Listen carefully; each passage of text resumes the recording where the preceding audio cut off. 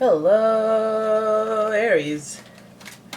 Happy New Year. It's umomgtarot, and this is your what happens next with your person. So some of you have a special person in mind, whether you're just kind of thinking of them or dating them or they're an ex or they're whoever they are. But this is the person, and here's what happens next with them.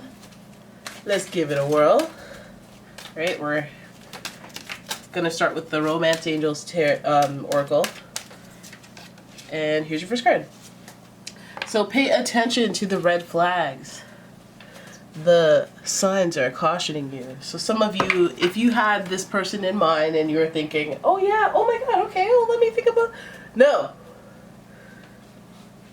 Well, yes, but just pay attention to the red flags. Just make sure you know what you're getting into. And if that, like, just be cognizant of whether or not you're here for the foolishness or not. Some of it, you're just like, oh, I don't care about that. Like, that annoys me, but I can live with that. But just be real about what the foolishness is. Because out in these streets, I'm trying to get the focus back. There you go. You just have to pick what you'll tolerate. No one's going to be perfect, but just, if your spidey senses are tingling on this person at all, call that your sign. Alright, so here are the astrology reading cards. This person will affect you deeply in your 12th house. This is the area of your life that is overwhelming. You yield to a greater cause or power. This person has you crying out for Jesus. This person has you praying, looking for signs and synchronicity. Anything that'll bring healing towards you, mentally or emotionally. That's what they're out here doing. Let's hope that's the good way. Because normally it's like, okay, well, 12th house is the house of like your own self-undoing. So like your mental health issues that cause you to be destructive or cause you to feel something that is not necessarily apparent to others on the inside. So this person, you're giving me the heebie-jeebies. And then we have Taurus energy in the mix. Very bullheaded energy, very stubborn energy, but very loving and protective energy. So alright, the energy around you, it shows the abundance of nature. It is rich, earthy, and productive, yet relaxed and slow. Some of you guys are dealing with a mouthpiece featuring a human body. Venus, they love what they love. They love good. Their love is good. But there are a couple of things, like they can be blunt, they can be a little too emotional, too sensitive, but they're blunt, and they have a tough exterior to them, so it makes it really complicated. So let's see what happens next with this person, because we see that they have some type of they put some sort of mental strain on you. Like, they have your heart.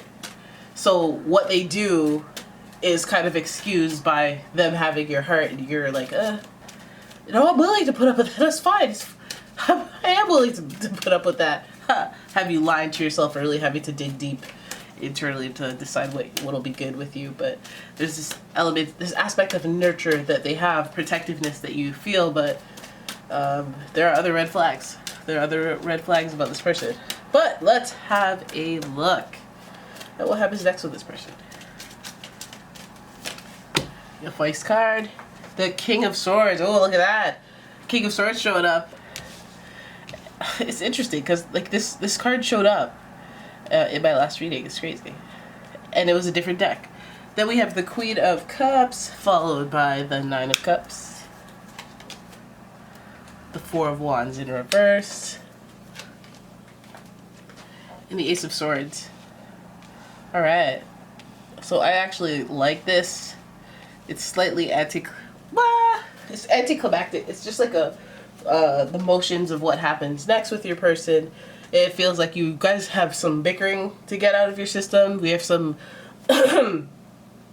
we have some dynamic issues to, like, the dynamics of your relationship the kinks need to be worked out, because the King of Swords can be somewhat harsh, cold, disconnected, and that could put a strain on your emotional well-being within the relationship. And then the Queen of Cups can be too sensitive for the King of Swords. So there has to be some sort of discussion on, okay, well, this is my level of sensitivity on these topics. I can, like, when you start getting into the blunt force trauma, then I just I shut down. And the King of Swords is like, okay, well, maybe these topics I won't talk to you about, or Maybe I could add a little more sensitivity because I don't really do that when it comes to business, but I should do that with relationships and da-da-da-da. Essentially figuring out each other's love languages, but I feel like that's going to be the issue. You being too blunt, you being too calculated and practical with the absence of emotions, and then the other person being too sensitive or being too, you know, sensitive. Okay? So then we have Knight of Cups. We have blessings. That's good. That's spiritual balance and harmony. Whew. That came out of nowhere. Yes, I'm a little sneezy. That's why I've been away. But yeah, anyways. So blessings coming up. It's really good because it's the water energy, and that water is fluid. So what you believe may be so right now with this person, like, oh, we don't get along, or I don't see it. I don't see the future. I don't see it. You know, I feel like the tides can change with this person. There are blessings, and blessings usually come as miracles, or something you weren't expecting, or, you know, something just going well. And these blessings are something that are validated from within. So whichever of the two of you who are spiritual and have a strong belief in this relationship will ultimately prevail. And it feels like a more positive energy. Now, I think that with that being said, the person that is more spiritually in the know of what this relationship could possibly mean, I feel like we see the intuition. It could be on their end. We see the intuition with the 12th house, paying attention to the internal battle, but also paying attention to red flags. But then we see the Four of Wands, and the Four of Wands represents the twin flame energy. So there is understanding that this might be a tumultuous beginning, or, you know, we could have such a major reaction to each other that is negative or positive or somewhere in between, but it's just major because of the impact that we have in our own spiritual lives together. I guess if you're in spiritual harmony, your twin flames card, or you're a twin flame with another person, then the impact is going to be big. You know, it's not going to be like, oh, I fell in love and then that was the greatest thing. It could be, but it could also be like, oh, this was my greatest rival, and then there was always this, like, driving me to be better than them, and like, oh, when I'm on the end of my rope, I realized how important this person was. Twin flame soulmate energy. Boom. Boom diada. Right? So I feel like through this, whoever is spiritually in tune with the situation will be able to gauge that, oh, this person's really hitting all my buttons where I get upset. You know, this person really red flag. They're making me super alert. And that might just be the beginning. That might be pre-transformation, because we see blessings coming. So we know that things kind of melt themselves into, or homogenize themselves into a better flow. Twin flame flow. They always come back together, right? Right? Well, I'm going to say they do, because two become one, and that one is the Ace of Swords. Give me a high five. What? A shifting in thought, a new beginning in the direction of thought, which again, it speaks to the person that is just kind of misaligned, but the other person who has the awareness of, yes, we're twin flames, but we're just misaligned right now. You just need some energy to flow properly and whatnot. Now this could also be a Cancer, Scorpio, Pisces, just because there's so many waters. There's 2 waters, and yeah, it could be an air sign, Gemini, Libra, Aquarius, because of this air energy. But this person just looks like, you know, what happens next with them, it may be a little bit rocky, or it may be a little bit, like, impactful, like they might upset you in a big way all of a sudden out of nowhere, or like you might be on the lookout for red flags, and then you see a red flag that is actually not a red flag, and then you get all upset, and then that perpetuates the bond, that solidifies the history that you have. And I'm not saying like drama is good, but I'm saying drama is impactful in the story of a soulmate or twin flame energy that lasts. The best stories are like, oh yeah, I met this person, we actually hated each other at first. Oh yeah.